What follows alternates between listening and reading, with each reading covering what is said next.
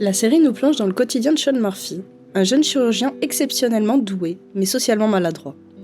Son intelligence hors du commun et sa mémoire exceptionnelle le distinguent rapidement, et ce, malgré les réserves de ses collègues qui doutaient de sa capacité d'adaptation dans le milieu hospitalier avant de l'embaucher. Il est vrai qu'à première vue, ses difficultés à comprendre les autres et à gérer les situations sociales complexes suscitent des préoccupations parmi le personnel médical. La série avance, on lui offre sa chance car il est soutenu par son mentor, le Dr Aaron Glassman, le président de l'hôpital, qui met en avant sa capacité à diagnostiquer et à visualiser l'anatomie hors norme, de même que tous les défis auxquels il a déjà fait face dans le contexte familial difficile qui est le sien. Le nombre de Sean qui rencontre son Glassman n'est pas suffisant. Peut-être que cette première entorse à la rudesse de la réalité du monde du travail, voire même de la société dans son ensemble, a pu hérisser les poils de personnes autistes, ou de leurs proches, qui malheureusement n'ont souvent bien personne pour croire en eux. Ces obstacles liés aux préjugés sont relativement bien montrés dans la série, même si une fois de plus, dans le réel, tout reste à faire en matière d'inclusion. Ceci étant dit, la série explore de façon relativement sensible les défis auxquels Sean est confronté, notamment dans sa communication avec ses supérieurs, ses collègues, ses patients. Ses luttes intérieures sont montrées autant que ses efforts mis en œuvre pour réussir à accéder à la compréhension du monde qui l'entoure. Ces épreuves mènent le plus souvent à la résolution des conflits, à des apprentissages, comme pour lui, comme pour les personnages secondaires, laissant ainsi le spectateur soulagé, ému. Cependant, la série expose aussi ses échecs, ses souffrances et la manière dont celles-ci affectent son entourage. Nous voyons les effets des stimulations s'accroître en même temps que la tension intérieure de Sean. Nous voyons la violence physique ou verbale envers lui-même ou envers les autres.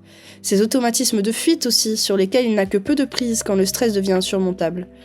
Quand le héros est prisonnier de ses pensées et de ses émotions, il traverse des crises en public qui sont d'autant plus perturbantes qu'elles prennent place dans le milieu hospitalier, où l'expertise et la maîtrise de soi s'avèrent vitales. Le scénario ne se limite pas à des moments critiques, et insiste aussi sur les stress liés à sa difficulté à naviguer à travers les nuances des relations sociales. La série évite les stéréotypes simplistes. Sean est peu souple quant à l'organisation de son quotidien, de son lieu de vie, mais il est avant tout un personnage complexe, avec des forces, des faiblesses, des défis, comme tout être humain. La fascination autour de ce personnage réside dans sa dualité.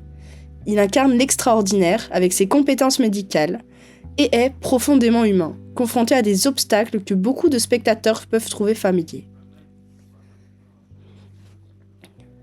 Je ne pense pas que le spectateur moyen regarde ce show télévisuel avec la volonté de comprendre l'autisme. L'intérêt éprouvé autour de ces anti-héros neuroatypiques se trouve ailleurs et révèle ce qu'on y espère en tant que société et ce qu'on apprend en tant qu'humain.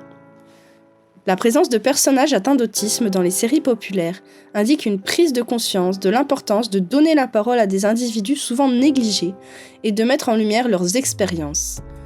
Comme la fiction montre le réel autant qu'elle le façonne, la société semble désirer avancer vers une meilleure gestion collective de la particularité.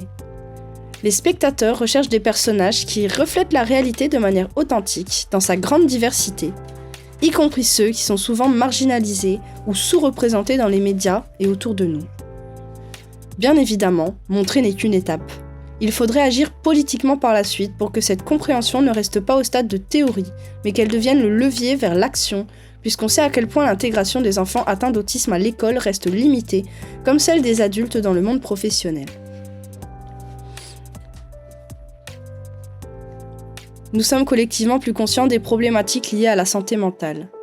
Alors peut-être reconnaissons-nous certaines luttes propres dans ces personnages qui n'ont pas d'autre choix que l'authenticité brute et qui, malgré les tourments, tentent de s'épanouir. Dans Good Doctor, l'entourage permet aussi d'élargir ce panel de mots, MAUX. Ces autres personnages composent en même temps que Sean, avec des défis universels tels que le deuil, l'addiction, les conflits familiaux, la parentalité célibataire, les difficultés d'équilibrage entre vie pro et vie perso, les conflits liés à l'éducation des enfants. Et chacun gère à sa façon. Cet engouement pour cette série met en lumière la quête constante de sens et de connexion, dans un monde de plus en plus complexe et fragmenté. Nous sommes davantage connectés, mais plus en proie à la solitude, et ou à l'incapacité de gérer nos liens affectifs. Sean offre alors une perspective nouvelle sur la condition humaine. De par son besoin exacerbé de comprendre les codes sociaux, il expose et questionne avec une honnêteté déconcertante les mécanismes de nos conventions sociales qui lui paraissent souvent incohérents. Peut-être apprécions-nous le voir apprendre, car nous aussi, nous nous trouvons parfois démunis, imparfaits, dépassés dans nos rapports interpersonnels, comme dans notre capacité à nous sentir bien dans notre milieu professionnel.